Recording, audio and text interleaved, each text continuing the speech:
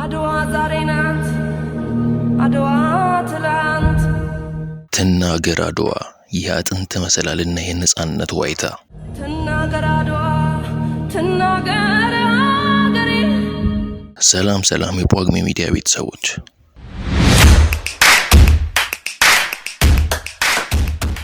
አድዋ ሲከበር ይህን ዘፈን በኢትዮጵያ የማይከፍት የሬዲዮ ጣቢያ የለም። ይሄ ዘፈን በዚህ ትውልድ ቢዘፈንም አድዋ ሲዘከር ሁሌም የሚቀነቀን ይሆናል። ተናፋቂዋ ጂጂ ትናገር አድዋ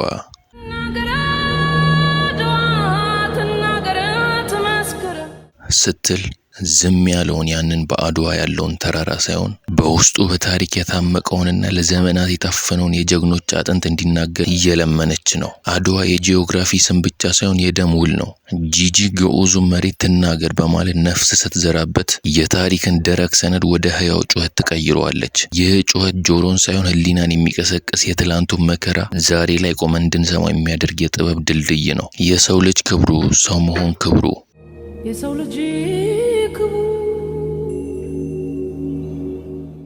የሚለው ስንኝ ከማንኛውም ፖለቲካዊ ትርክት በላይ የሆነ ጥልቅ ሰብአዊ ፍልስፍናን ይዟል። ሰው ከቁሱ ጥቅም ይልቅ ለክብሩ የሚሞት ፍጡር ነው። ጂጂ እዚህ ጋር አድዋን የድንበር ጦርነት ብቻ ሳታደርግ ሰው የመሆን መብት የተከበረበት ዓለም አቀፍ መድረክ አድርጋ ትስለዋለች። ይህ ለአፍሪካውያን ብቻ ሳይሆን ለመላው የሰው ዘር የተበረከተ የክብር ማኒፌስቶ ነው።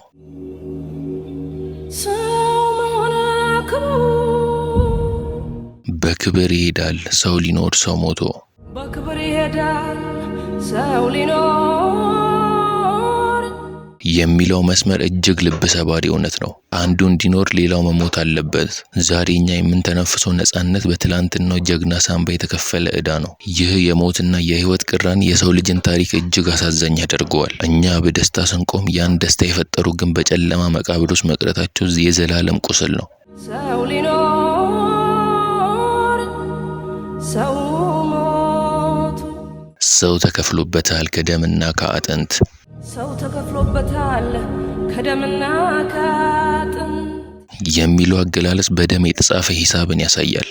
ሰው ተከፍሎበታል ከደምና ከአጥንት ነጻነት በወረቀት ላይ የተፈረመ ስምምነት ሳይሆን በስጋና በደም የተገዛ ውድ ሀብት ነው። ጂጂ ይህንን ስትገልጽ ዛሬ ያለንበት ነጻነት በነጻ የተገኘ ሳይሆን በከባድ መስዋዕትነት የተመሰረተ መሆኑን በማሳሰብ ባለ ዕዳነታችንን በነፍሳችን ላይ ተቀርጸዋለች። ይህ ስንኝ በታሪክ መዝገብ ውስጥ ያሉትን ስም አልባ ጀግኖችን የሚዘክር ነው። ሰው ተከፍሎበታል ከደምና ከአጥንት አድዋ በጂጂ እይታ የጥቁር ድል አምባ ናት። አድዋ የኢትዮጵያ ብቻ ሳይሆን የአውሮፓውያን የበላይነት ታሪክን የሰበረ የሰው ልጅ እኩልነት የታወጀበት ስፍራ ናት። ጂጂ ኢትዮጵያና አፍሪካ የሚሉትን ስሞች ጎን ለጎን በማስቀመጥ ድሉ የአህጉራዊ ኩራት ምንጭ መሆኑን ትገልጻለች። ይህ የታሪክን ትልቅነት ወደ ስሜታዊ ጥልቅነት የሚቀይር ድንቅ የጥበብ ስራ ነው።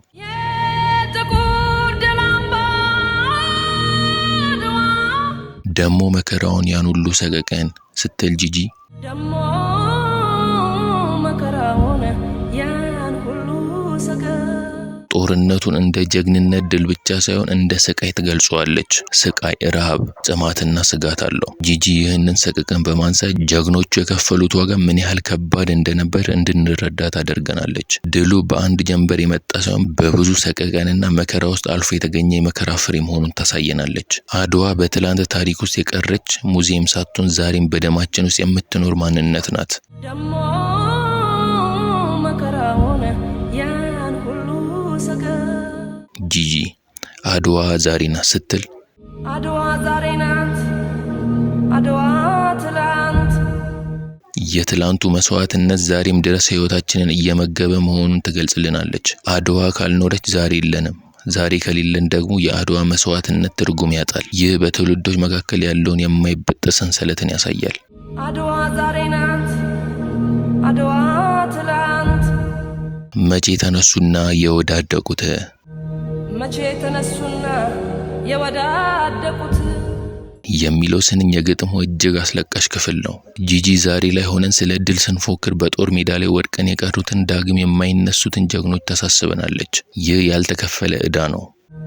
መቼ ተነሱና የወዳደቁት እኛ በቆምንበት መሬት ስር የሚገኙ ጀግኖች ድሉን ለማየትና ነጻነቱን ለመቅመስ ሳይታደሉ መቅረታቸው በድል አድራጊነታቸው ውስጥ ትልቅ የሐዘን ጥላ ይጥላል። ይህ ስንኝ ትህትናንና ምስጋናን በልባችን ውስጥ ይዘራል። ጂጂ ለጀግኖች ለምታቀርበው ምስጋና የፍትህ ጥያቄ ነው። ትላንት ለሞቱት ዛሬ የምንሰጣቸው ብቸኛ ክፍያ ምስጋናና ትዝታ ነው።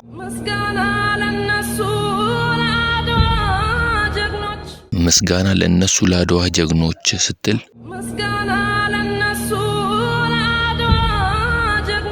ትውልዱ ታሪኩን እንዲያውቅ ብቻ ሳይሆን ለታሪክ ባለቤት እንዲሰግድ ታደርገናለች። ይህ ምስጋና ዛሬ የምንደሰትበትን ነጻነት ትርጉም እንዲኖር ያደርገዋል። ያለ ምስጋና ነጻነት ባዶ ነው። ያለ ትዝታም ድል ትርጉም የለሽ ነው። እንዴት እንደቆምኩኝ ከፊታችሁ ዛሬ በኩራት በክብር በደስታ በፍቅር እንዴት እንደቆምኩኝ ከፊታችሁ ዛሬ የሚለው ስንኝ በኩራት በክብር በደስታ በፍቅር የዛሬው ማንነታችን መሰረት ምን እንደሆነ ይተነትናል። አንዲት ሀገር በኩራት እንድትቆም የጀርባ አጥንት ያስፈልጋታል። አድዋ የኢትዮጵያ የጀርባ አጥንት ናት። በኩራት በክብር በደስታ በፍቅር ጂጂ በደስታና በፍቅር መቆሟን ስትገልጽ ይህ ሁሉ የተገኘው በሌሎች ስቃይና ሞት መሆኑን በማስታወስ ደስታችን በኃላፊነት ስሜት የታጀበ እንዲሆን ትገፋፋናለች። ይህ ግጥም በታሪክ ምሁራን እይታ አድዋ ከጦርነት ባለፈ የደግነትና የፍቅር መድረክ ያደርጋታል። እንዴት እንደቆምኩኝ ከፊታችሁ ዛሬ በደግነት በፍቅር በክብር ተጠርቶ የሚለው ስንኝ በደግነት በፍቅር በክብር ጀግኖቹ ለሀገራቸው የነበራቸውን ጥልቅ ፍቅርን ያሳያል። ጦርነቱ በጥላቻ ቢመራም ለአድዋ የዘመቱ ግን ለሀገራቸውና ለወገናቸው ባላቸው ፍቅር ነበር። ይህ ጦርነት ወደ ቅዱስ ተግባር ይቀይረዋል። ፍቅር ለነጻነት ሲባል ሕይወትን እስከ መስጠት የሚደርስ መሆኑን ያስተምራል። በደግነት በፍቅር በክብር ተጠርቶ ጂጂ ተናገሪ ተናገሪ እያለች የምትጨርሰው ታሪክ እንዳይረሳ ያላትን ስጋትና ምኞትን ይገልጻል። የድል ታሪክሽን አውሪ። አንድ ህዝብ ታሪኩን ከረሳ ማንነቱን ያጣል።